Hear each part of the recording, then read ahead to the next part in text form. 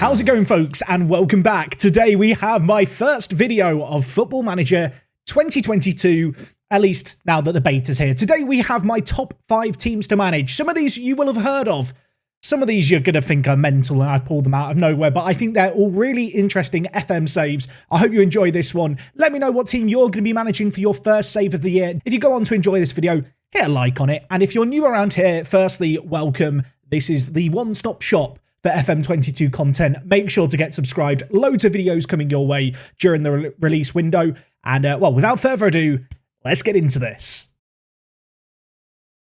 So the first team in this countdown may come as a little bit of a surprise. It's Lille from the north of France. Of course, the reigning French champions. This side upset the odds last year to pip PSG to the title. And, well, we all know what PSG have done in the summer. They've spent big.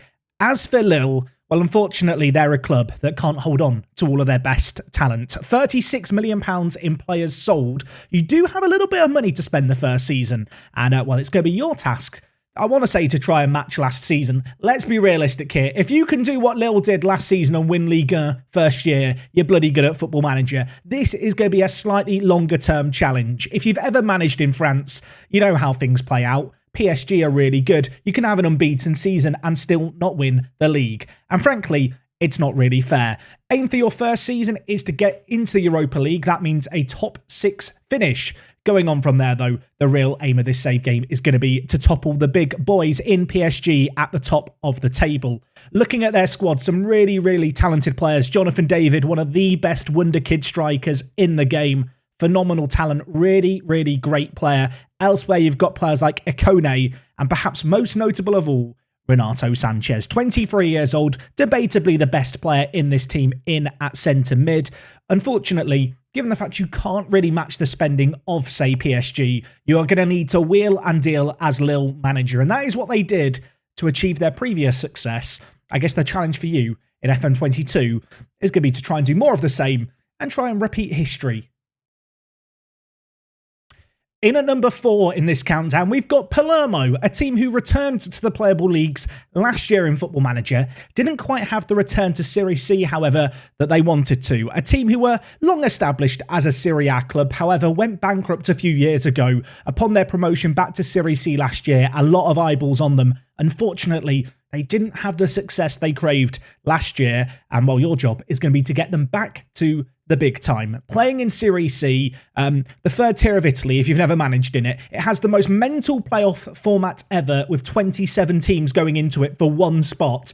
It's a pretty fun way to end the season, and well, your aim for the first season is going to be just that, to make it to the big time, to get that promotion by, hopefully, you know, via the playoffs, at the very least first season, but certainly by your second year, the pressure is going to be on you to go quite far. In terms of club cultures, developed players using the club's youth system is there. They have absolutely phenomenal youth facilities. You will get good youth intakes through. And whilst they're a current crop of players, you know, it's okay. There's some good talents in there. It is maybe slightly lacking in long-term talent. A somewhat fallen giant, a team who are worth having on your radar this year. If you're looking for a lower league save outside of England, Palermo could be a very interesting team to manage for your first FM22 save. Coming in at number 3, we have a team who, I'm going to be honest, someone needs to have a word with their kit designers. Who came up with this colour combination of kits over at Wuhan Free Towns? I don't. It's not great, but everything else about this club is very, very interesting. They are a team that were only established a few years ago, and they were established to develop young talent within China. However, last year, they found themselves playing in the 3rd tier of China for the first time ever, and they got promoted. And this year, in real life, they've just got promoted again. Now, in Football Manager, you start at the start of the season that is just wrapping up in China. And I think with dynamic youth ratings, managing in China is going to be kind of interesting. For people who don't know, Chinese football is going for a bit of a transition period at the moment. Gone are the days of Brazilians and, well, players from all over the place coming in for absolutely stupid money. Salary caps have now been put in place. There are lots more registration rules to do with the total salary of foreign players. You're only allowed to spend £165,000, only allowed to have 6 foreign players on those wages. And China's kind of pivoting. It wants to develop its own talent. And I think Wuhan Free Towns are a really interesting club to try and do just that. A club that have absolutely no fans, 81 season ticket holders. However, what they do have is a little bit of talent and some grand expectations, because despite being newly promoted, they've relied very heavily on loans to bolster their squad, and they have a team that should be pretty capable of getting promoted. Adam Milson is perhaps the most notable of their players. He used to play at Gambaro Osaka in Japan, so if you're into your Asian football, you may well be aware of this guy. He is an absolutely top quality forward. And yeah, I think this is an interesting project, not just from the perspective of it's a newly established club, but also, of course, Chinese football's going through a transition at the moment. There are still the big spenders out there, the Guangzhous of this world, who are going to have hundreds of thousands of pounds to spend on wages. This is going to be a quite long project, but like one other team we've got coming up later in this list, I think they're a really interesting option for kind of a building a nation save. Got to remember as well, China, only 81st in the world rankings, despite the Chinese Super League being the highest rep competition in Asia. If you've never managed in China, I've done it a few times. It's very, very interesting. It's quite different as well. You will have to use domestic players. You can't just go abroad to sign everyone, which I know won't necessarily appeal to everyone out there. But if you're looking for a challenging save, you're looking for a nation to build in a slightly different environment, yeah, Wuhan Freetowns might just be the team for you. Coming in at number 2, the last of the big clubs, shall we say, in this countdown, it's Schalke. Of course, a Schalke side who were relegated last season to the Bundesliga 2. Yeah, little bit of a surprise this one. If we look at their history, it wasn't that many years ago. They were finishing second to Bayern Munich in the Bundesliga. Things haven't quite gone to plan since then. However, they find themselves in the second tier of Germany in a little bit of transition. In terms of board expectations for this first season, get promoted, get back to the Bundesliga where you belong, and from there, well, look to establish yourselves. This is a really interesting team just because you need to make progress on and off the pitch. As I said, that promotion is a must. However, financially, minor problem, £57 million in the red. You're not going to have any transfer budget for the first transfer window, but what you're going to have more than enough of is talented young players. Look at this. Wow. Insane. Some really, really good players coming through the academy here at Schalke. Podlech is perhaps the best of the 16-year-olds. This guy just looks absolutely phenomenal. If you want to dip into the transfer market, you've got the option to potentially move on some of these youngsters.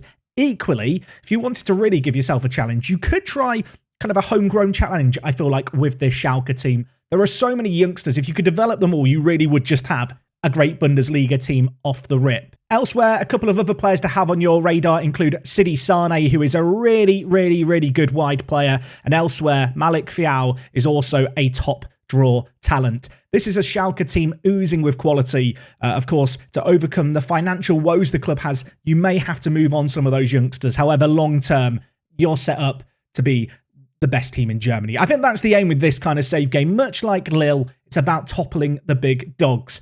One last thing just to mention, minor problem, £200 million of debt to pay off. You're going to be paying off about £6 million of that a year. In the first few years, that's going to sting just a little bit. So be aware of that and good luck.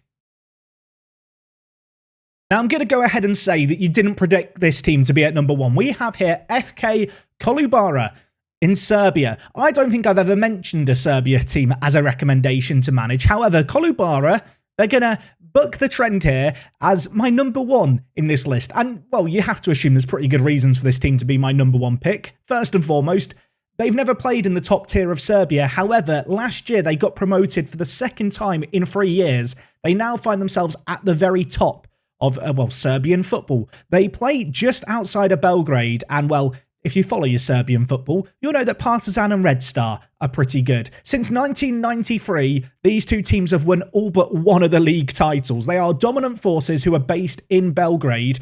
And, starting off at Klubara, you're going to have to try and, first and foremost, establish yourself as a team in Serbia. Then maybe try and knock over those top dogs. And, of course, with dynamic youth ratings now in the game, which means you can advance Serbia as a whole, I think they're a really cool club to have as a building a nation save. So if you're looking for something longer term, if you want to try and make Serbia into a powerhouse of, football manager football, I think Klubara are a really good club to do this with. Of course, worth noting, Serbia always get through some really, really good young players in youth intakes. And Klubara, they have some pretty good youngsters of their own that you're going to want to be aware of. Unfortunately, early days are going to be tricky. You do not have very much money to spend. A wage budget of £6,000 is not going to go particularly far. First season, just avoid the drop, basically. You can see here, massively down in the media predictions, predicted to finish 14th. Worth noting as well, Serbia's Football League season is only 37 games, so you can get through seasons pretty quickly and into the future as you try and build a Serbian dynasty. So yeah, there you have it. Klubara in at number 1.